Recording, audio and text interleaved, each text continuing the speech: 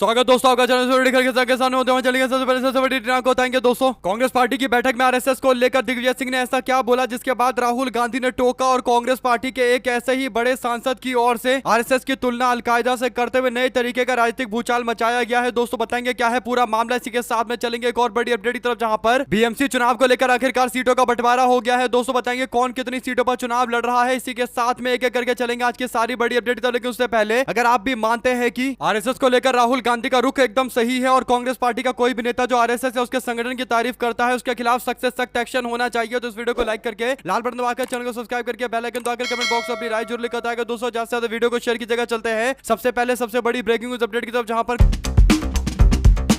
Congress party के द्वारा बुलाई गई सीडब्ल्यूसी की बैठक के दौरान कांग्रेस पार्टी के वरिष्ठ नेता और मध्य प्रदेश के कई बार मुख्यमंत्री दिग्विजय सिंह की ओर से एक बयान दिया जाता है। दोस्तों दिग्विजय सिंह बयान देते हुए कांग्रेस पार्टी वर्किंग कमेटी में पार्टी के संगठन के विस्तार को लेकर चर्चा करते हुए एक तस्वीर नरेंद्र मोदी की शेयर करते हुए कहते हैं कि मुझे एक तस्वीर मिली है जो आरएसएस की जमीनी स्वयंसेवक और जन संघ की मजबूती को दिखाता है, यानी जन संघ और राष्ट्रीय स्वयंसेवक संघ से जुड़े हुए लोग बीजेपी के कार्यकर्ता नेता के चरणों में फर्श पर एक समय में बैठे होते थे और उसके बाद मुख्यमंत्री और देश के प्रधानमंत्री बने, यानी नरेंद्र मोदी की तस्वीर शेयर की गई है जिसमें नरेंद्र मोदी अडवाणी के पैर के नीचे बैठे रहते हैं और इसके बाद दावा किया गया कि भारतीय जनता पार्टी और आरएसएस के अंदर जो संगठन का एक तरीका है काम करने का, कांग्रेस पार्टी को भी उसी रास्ते पर बढ़ना चाहिए, यानी संगठन के बारे में आरएसएस से सीखना चाहिए। कुल मिलाकर दोस्तों कांग्रेस पार्टी और आरएसएस में जमीन आसमान का अंतर है। आरएसएस के अंदर एक व्यक्ति का राज चलता है, कोई आज तक एससी एसटी ओबीसी समाज का व्यक्ति आरएसएस का प्रमुख नहीं बना, बल्कि दो जाति के लोग ही अभी तक आरएसएस के प्रमुख बने हैं, यानी सामाजिक न्याय कहीं दूर दूर तक नजर नहीं आता है। जबकि कांग्रेस पार्टी के अंदर जो वर्तमान राष्ट्रीय अध्यक्ष है वो भी दलित समाज से आते हैं और कई सारे नेता इससे पहले भी दलित समाज के कांग्रेस पार्टी के उच्चतम पोस्ट पर यानी राष्ट्रीय अध्यक्ष के पोस्ट पर पहुंच चुके हैं। दोस्तों अल्पसंख्यक समाज से आने वाले मनमोहन सिंह को कांग्रेस पार्टी ने देश का प्रधानमंत्री बना दिया और ऐसे और भी कई कदम उठाए जिससे मैसेज क्लियर भेजा गया कि कांग्रेस पार्टी लोकतांत्रिक ताकत में विश्वास रखती है और इसीलिए अलग अलग लोगों को प्रतिनिधित्व दिया जाता है। जबकि आरएसएस के अंदर केवल दो जाति के लोग अब तक सर्वोच्च पोस्ट पर पहुंचे हैं। इससे पता चलता है कि कांग्रेस पार्टी का संगठन आरएसएस के संगठन में काम करने के तरीके में जमीन आसमान का अंतर है। एक जगह सामाजिक न्याय सुनिश्चित करने के लिए हर संभव प्रयास किए जाते हैं, दूसरी जगह जैसे तैसे मजबूती के साथ ताकत का इस्तेमाल करके सरकार चलाने की कोशिश की जाती है। दो शब्द जरूर लिख कर बताएगा दोस्तों अगर आप भी मानते हैं कि दिग्विजय सिंह ये जो तस्वीर शेयर करते हुए हवाला दे रहे हैं कि कांग्रेस पार्टी को भी आरएसएस का रास्ता अपनाना चाहिए, ये एकदम गलत है। क्योंकि आरएसएस के अंदर जो तानाशाही चलती है, अगर कांग्रेस पार्टी में ऐसा चलने लगे तो दिग्विजय सिंह जैसे नेता अगर थोड़ा भी उल्टा बयान देंगे तो उनको पार्टी से बाहर का रास्ता दिखा दिया जाएगा। लेकिन लोकतंत्र को बचाए रखने के लिए लोकतंत्र के तरीकों को ही अपनाया जाता है, इसीलिए लोकतांत्रिक पार्टी के तौर पर काम करना चाहिए। आरएसएस और बीजेपी से सीखने की कोई जरूरत नहीं है। यही बड़ा कारण है दोस्तों कि राहुल गांधी की ओर से भी दिग्विजय सिंह को टोकते हुए बोला गया कि आपने बदमाशी कर दी थी कल सीडब्ल्यूसी की बैठक में, यानी सीडब्ल्यूसी की बैठक के दौरान आरएसएस की तारीफ करते हुए उसके संगठन से कांग्रेस पार्टी को सीखने के लिए बोला जा रहा था। राहुल गांधी ने इसी और इशारा किया। कुल मिलाकर दोस्तों राहुल गांधी और पार्टी के कई सारे नेता दिग्विजय सिंह के द्वारा बीजेपी के और आरएसएस के ट्रैप में फंसे जाने को लेकर कहीं ना कहीं निशाना साधा जा रहा है। दोस्तों अगर आप भी मानते हैं कि मीडिया वालों को देख देखकर, सोशल मीडिया को देखकर दिग्विजय सिंह भी कहीं ना कहीं प्रभावित हो गए, उनको असली वास्तविकता के बारे में वापस से पढ़ना चाहिए। उनको समझ में आ जाएगा कि आरएसएस किस तरीके से देश के अंदर आर्थिक और सामाजिक ताकत पर अपना कब्जा करने जा रहा है। कुल मिलाकर दोस्तों दिग्विजय सिंह के द्वारा ये जो बोला गया इस पर कांग्रेस पार्टी के नेता दो कदम और आगे निकल गए और उन्होंने जो बयान दे दिया उससे तो बवाल और ज्यादा बढ़ चुका है। दरअसल दोस्तों खबर ये सामने आ रही है कि कांग्रेस पार्टी के सांसद अलकायदा से आरएसएस की तुलना करते हैं। कांग्रेस के सांसद मणिक राव टेगोर ने आरएसएस की तुलना आतंकवादी संगठन अलकायदा से किए जाने के बाद सियासी पारा चढ़ा दिया है। दोस्तों टेगोर ने आरएसएस पर नफरत फैलाने का आरोप लगाते हुए विवादित टिप्पणी करते हुए कांग्रेस पार्टी के वरिष्ठ नेता दिग्विजय सिंह की ओर से आरएसएस के संगठनात्मक क्षमता को लेकर बोले गए बयान पर इस तरीके का वार किया है। अगर आप भी मानते हैं कि आरएसएस की तुलना सीधे आतंकवादी संगठन अलकायदा से करके कांग्रेस पार्टी के सांसद एक बार फिर से आरएसएस और बीजेपी वालों को जोरदार तरीके से कांग्रेस पार्टी के नेता निशाने पर लिया है, जिसके बाद बीजेपी वालों और आरएसएस वालों का भड़कना पूरी तरीके से तय है। आप लोग क्या कहना चाहते हैं कांग्रेस के नेता मणिकम टैगोर की ओर से कहे गए बयान दोस्तों जिसमें आरएसएस और अलकायदा की तुलना की गई है? दो शब्द जरूर लिखकर बताएगा। चलते हैं एक और बड़ी अपडेट की तरफ जहां पर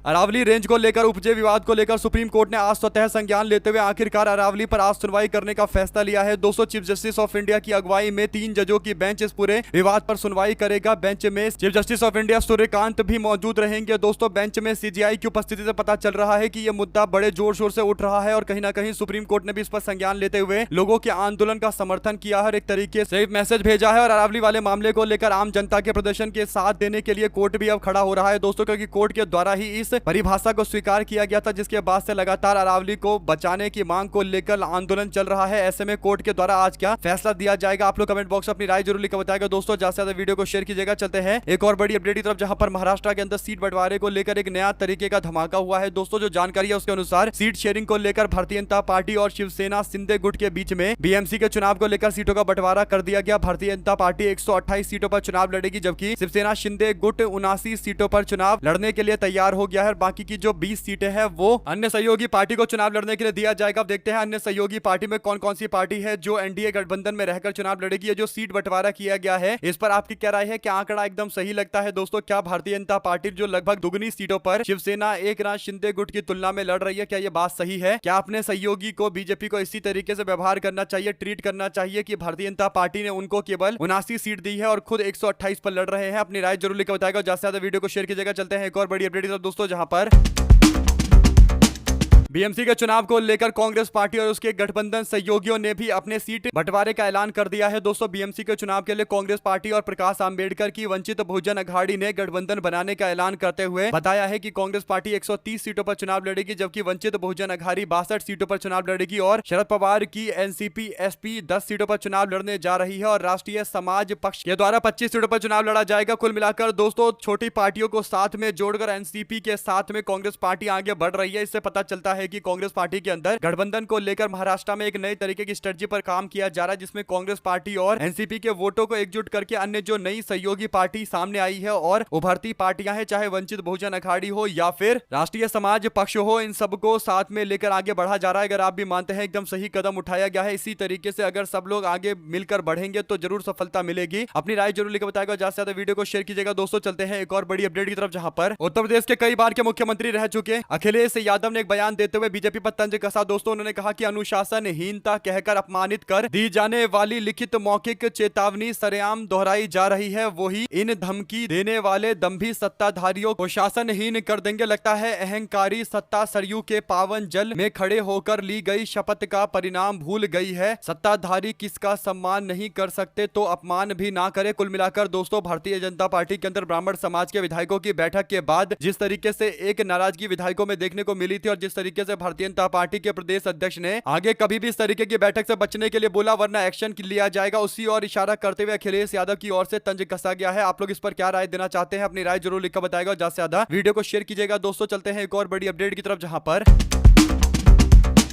उत्तर प्रदेश के अंदर भारतीय जनता पार्टी के नेता पंकज चौधरी के द्वारा जिस तरीके से ब्राह्मण समाज के विधायकों की बैठक के बाद धमकी दी गई थी, इस पर अभिषेक उपाध्याय ने एक बड़ा दावा किया। उन्होंने कहा कि थोड़ा तो अध्ययन किया करिए, ना तो समाजवादी पार्टी का प्रदेश अध्यक्ष परिवार से है, ना ही कांग्रेस पार्टी का, ना ही आरजेडी का किसी परिवार से आता है। यानी भारतीय जनता पार्टी के नेता पंकज चौधरी कह रहे थे कि बीजेपी के अंदर कहीं कोई परिवारवाद नहीं चलता। मुझे अध्यक्ष के पोस्ट पर बैठने का मौका मिला और ऐसा केवल भारतीय जनता पार्टी में हो सकता है। बीजेपी में कोई भी व्यक्ति किसी भी परिवार का हो बड़े पोस्ट तक पहुंच सकता है। इस पर तंज कसते हुए वरिष्ठ पत्रकार अभिषेक उपाध्याय ने बीजेपी के नेता से पूछा है कि बताएं कि आखिर पंकज चौधरी की कांग्रेस पार्टी, समाजवादी पार्टी और अन्य पार्टियों के अंदर भी परिवारवाद से कोई भी बड़े पोस्ट पर नहीं पहुंचा है। यानी कांग्रेस पार्टी का प्रदेश अध्यक्ष अजय राय है, उनका गांधी परिवार से कोई लेना देना नहीं है। आरजेडी के प्रदेश अध्यक्ष का नाम मंगनी लाल मंडल है, जो दूर दूर तक परिवार से जुड़े हुए नहीं है। दूसरी बात यह कि कोई भी प्रदेश अध्यक्ष का पद कार्यकर्ता होने के नाते नहीं मिलता है। कार्यकर्ता तो लाखों होते हैं, बल्कि ये पद आपको कुर्मी जाति का नेता होने के चलते मिला है। यानी भारतीय जनता पार्टी के नेता पंकज चौधरी को इसलिए बीजेपी ने अपना प्रदेश अध्यक्ष बनाया है क्योंकि 2024 के चुनाव में कुर्मी समाज के लोगों ने बीजेपी को आईना दिखा दिया था। उन्हीं कुर्मी समाज के लोगों को संगठित करने के लिए भाजपा की ओर से यह दावा किया जा रहा है। इससे एक बात स्पष्ट हो गई है दोस्तों की भारतीय जनता पार्टी इस बार जैसे तैसे कुर्मी समाज का वोट चाहती है, इसीलिए पंकज चौधरी को यह जिम्मेदारी दी गई है। अगर आप भी मानते हैं कि पंकज चौधरी खुद जाति आधारित बीजेपी की मानसिकता के कारण ही प्रदेश के अध्यक्ष बने हैं और भारतीय जनता पार्टी के नेता दावा करते हैं कि उनको परिवारवाद का कोई फायदा नहीं मिला, परिवारवाद बीजेपी के अंदर नहीं चलता, सवाल तो घूम फिर कर यही है कि बीजेपी वाले अगर परिवारवाद नहीं करते तो राजनाथ सिंह का बेटा आज विधायक नहीं होता और अमित शाह का बेटा आज आईसीसी का अध्यक्ष नहीं होता। यानी जमकर बीजेपी के अंदर परिवारवाद चलता है। इसके बावजूद भारतीय जनता पार्टी के नेता जो बड़े बड़े पोस्ट पर पहुंच चुके हैं दोस्तों, वो बड़े बड़े फॉर्म भरते हुए दावा करते हैं कि उनके पार्टी के अंदर दूर दूर तक परिवारवाद नहीं चलता, वरना हकीकत तो सबको पता है। जमीनी हकीकत क्या है बीजेपी के अंदर, दो शब्द जरूर लिखकर बताएगा। ज्यादा से ज्यादा वीडियो को शेयर कीजिएगा। दोस्तों चलते हैं एक और बड़ी अपडेट की तरफ, जहां पर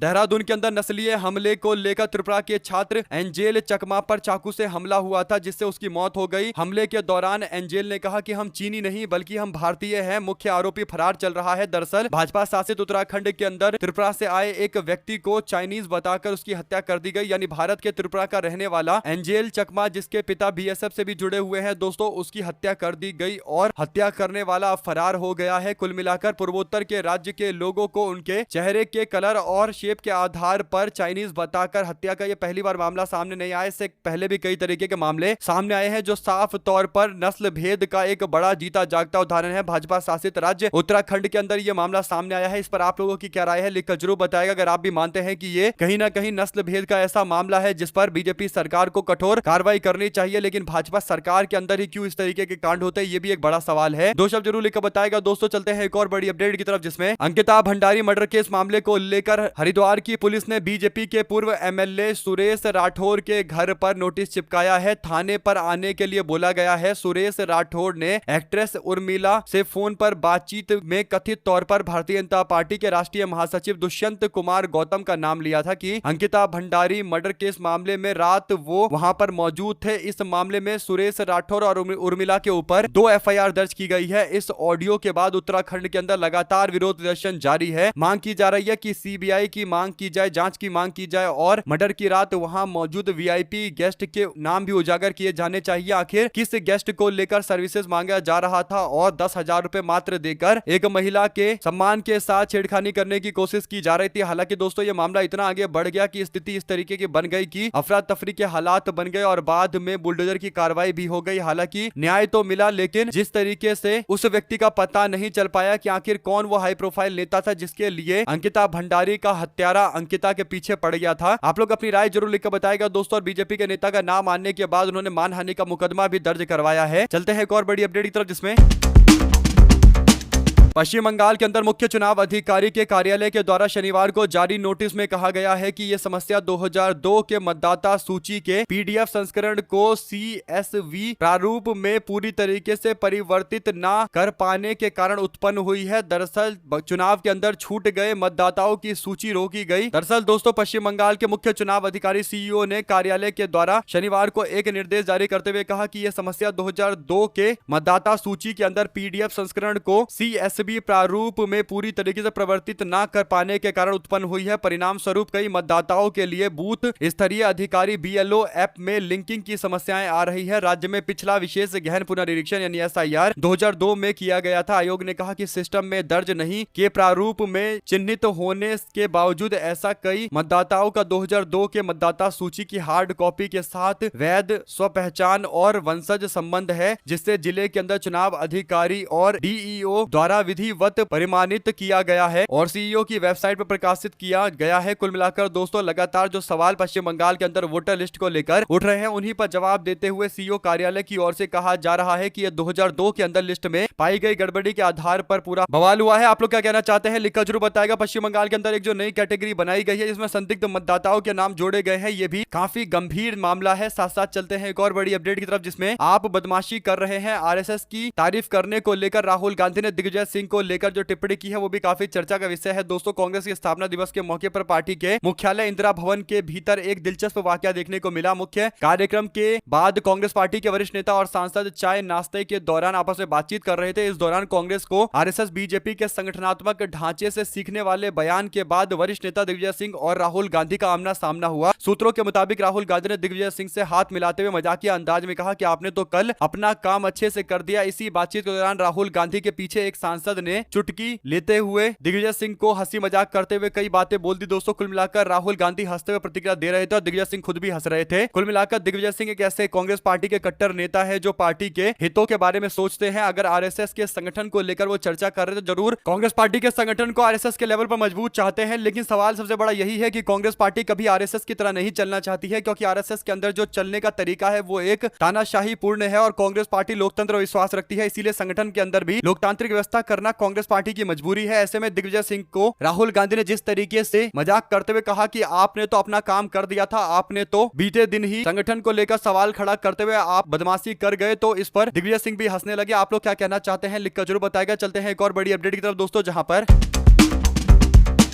शरद पवार ने वादा किया था अजित पवार को कि 26 तारीख को गठबंधन का ऐलान कर दिया जाएगा, यानी इस भरोसे पर बैठे हुए थे अजित पवार की चाचा की पार्टी एनसीपी एसपी के साथ में गठबंधन कर लेंगे भारतीय जनता पार्टी और उसके सहयोगी शिंदे की पार्टी ने इनको भाव नहीं दिया, तो इनके पास कोई और विकल्प नहीं था। पहले तो अजित पवार फोन लगाते हैं कांग्रेस पार्टी के नेता को और पुणे के म्युनिसिपल कॉर्पोरेशन यानी महानगर पालिका के अंदर कांग्रेस पार्टी से सपोर्ट की मांग करते हैं, लेकिन पहले कांग्रेस ने मना कर दिया। और पहले तो कांग्रेस के वरिष्ठ नेता ने कहा कि हम आला कमान से बात करेंगे और आला कमान से बात करने की जगह बाद में खुद मना कर दिया दोस्तों। और उसके बाद कांग्रेस पार्टी को बीएमसी के अंदर भी गठबंधन करने का एक ऑफर दिया गया था, लेकिन कांग्रेस पार्टी ने फैसला लिया कि वो इस बार बड़ी पार्टियों के साथ गठबंधन करने की जगह छोटी छोटी पार्टियों पर ज्यादा बड़ी चाल चलेंगे, दांव लगाएंगे और इसी का फायदा कांग्रेस पार्टी को होता हुआ नजर आएगा। इसीलिए कांग्रेस ने वंचित बहुजन अघाड़ी के साथ साथ महादेव जानकर की पार्टी के साथ में गठबंधन किया है और ऐसे में सारी पार्टियों का गठबंधन हो चुका है। एक और ठाकरे भाई एक दूसरे के साथ आ गए हैं, राज ठाकरे उद्धव एक दूसरे के साथ मिलकर चुनाव लड़ रहे हैं। गठबंधन में एनडीए में बीजेपी और शिवसेना एकनाथ शिंदे मिलकर चुनाव लड़ रहे हैं और तीसरा जो फ्रंट तैयार है वो कांग्रेस पार्टी का, जिसमें कांग्रेस पार्टी और तमाम अन्य बड़े नेता की पार्टी शामिल है दोस्तों। कांग्रेस एनसीपी एसपी और वंचित बहुजन अघाड़ी के साथ साथ महादेव जानकर का गठबंधन है, यानी तीन तो ये बड़े गठबंधन हो गए। चौथा अजित पवार अकेले पड़ गए हैं दोस्तों। अजित पवार ने अपनी पार्टी की तरफ से तकरीबन 37 उम्मीदवारों के लिस्ट का ऐलान कर दिया है। बीएमसी के चुनाव में 37 सीटें तो मिनिमम अभी तक लड़ेगी एनसीपी, इस तरीके की जानकारी मिली है। अजित पवार गुट ने एनसीपी ने वार्ड 62 से अहमद खान को मैदान में उतारा है, 64 से हदिया फैजल कुरैशी को चुनाव लड़ाने का फैसला लिया है, 76 से बब्बन रामचंद्र मदने को चुनाव लड़ाने का फैसला लिया है। यानी जो उम्मीदवार भी अब एनसीपी वालों ने उतारे हैं वो उम्मीदवार जो पहले एनसीपी उतारा करती थी जब शरद पवार साथ में हुआ करते थे, उस तरीके के उम्मीदवार उतारे गए हैं और मुस्लिम उम्मीदवार एनसीपी के टिकट पर जीत पाएंगे। ये काफी मुश्किल काम है दोस्तों। इससे एक बात स्पष्ट हो गई है कि इस बार त्रिकोणीय मुकाबला होगा और कहीं ना कहीं भारतीय जनता पार्टी के नेता जो एनसीपी के समर्थन के कारण कुछ एक्स्ट्रा वोट प्राप्त कर रहे थे आज वो भी उनको नहीं मिलेगा। यानी विधानसभा चुनाव में एनसीपी अजित पवार गुट के वोट भी कुछ ट्रांसफर हुए थे महागठबंधन की और महायुति की ओर, लेकिन इस बार बिल्कुल ऐसा नहीं होगा। और वैसे भी बीजेपी कोई स्कीम लेकर तो महाराष्ट्र के अंदर आई नहीं है, तो मुकाबला काफी दिलचस्प फ्री एंड फेयर हो सकता है। आप लोग अपनी राय जरूर लिखकर बताएगा, ज्यादा से ज्यादा वीडियो को शेयर कीजिएगा। चलते हैं एक और बड़ी अपडेट की तरफ, जिसमें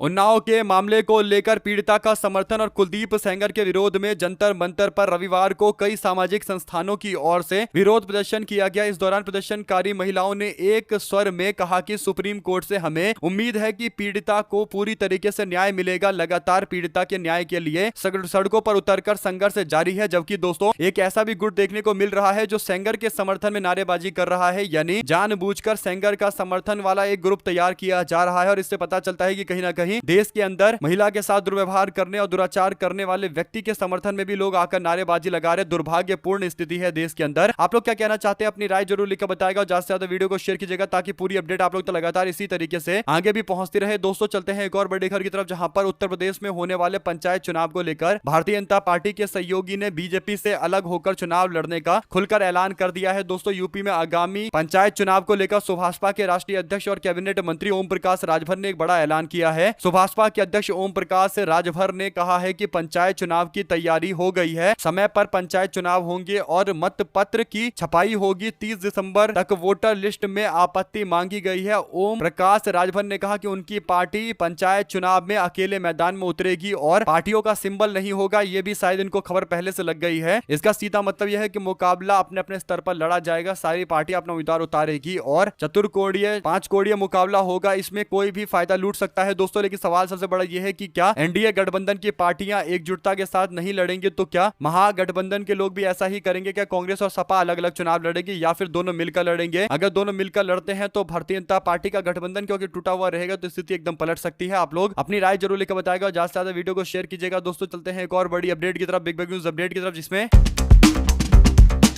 गाजियाबाद के अंदर किसी एक नेता की जेब से 50,000 रुपए की गड्डी सड़क गई और मंच से गुजारिश की गई कि अगर किसी कार्यकर्ता को मिला तो तुरंत दे। दरअसल भारतीय जनता पार्टी के प्रदेश नए अध्यक्ष बने पंकज चौधरी को लेकर कार्यक्रम का आयोजन हो रहा था। दोस्तों कार्यक्रम के आयोजन को लेकर चल रही तैयारियों के बीच में एक व्यक्ति की एक भारतीय जनता पार्टी के नेता के जेब से 50,000 रुपए का नोट की गड्डी गिर जाती है और वो नोट की गड्डी गिरने के कारण गायब हो गई। इसके बाद मिली भी नहीं, वो अनाउंसमेंट कर रहे थे सोशल मीडिया पर, वीडियो पर अलग अलग तरीके के लोगों ने प्रतिक्रिया देते हुए कहा कि भाजपा की रैली में गिरा है, अब मिलने के कोई चांसेस भी नहीं है। ऐसा ही हुआ दोस्तों, बाद में शायद मिला भी नहीं। आप लोग क्या कहना चाहते हैं लिखकर जरूर बताएगा। भारतीय जनता पार्टी की रैली में इस तरीके से 50,000 रुपए का नोट गायब हो जाना काफी बड़ी बात है। 50,000 रुपए का बल्कि बंडल था पूरे नोट का। आप लोग क्या कहना चाहते हैं दोस्तों, देखिएगा जरूर। इसी के साथ में चलते हैं एक और बड़ी अपडेट की तरफ, जहां पर भारतीय जनता पार्टी को बड़ा झटका लगा है दोस्तों। सबसे बड़ा सहयोगी जेडीयू अब खफा हो गया है। केसी त्यागी का फूटा गुस्सा। गांधी जी 1998 में नहीं मरे, उनकी हत्या रोज हो रही है। केसी त्यागी एक शो के दौरान खुलकर बोलते हैं, नफरत बढ़ रही है, कड़ी कार्रवाई करो, अरुणाचल भी हमारा है, नागालैंड भी हमारा है। दरअसल दोस्तों, जिस तरीके से उत्तराखंड के अंदर त्रिपुरा के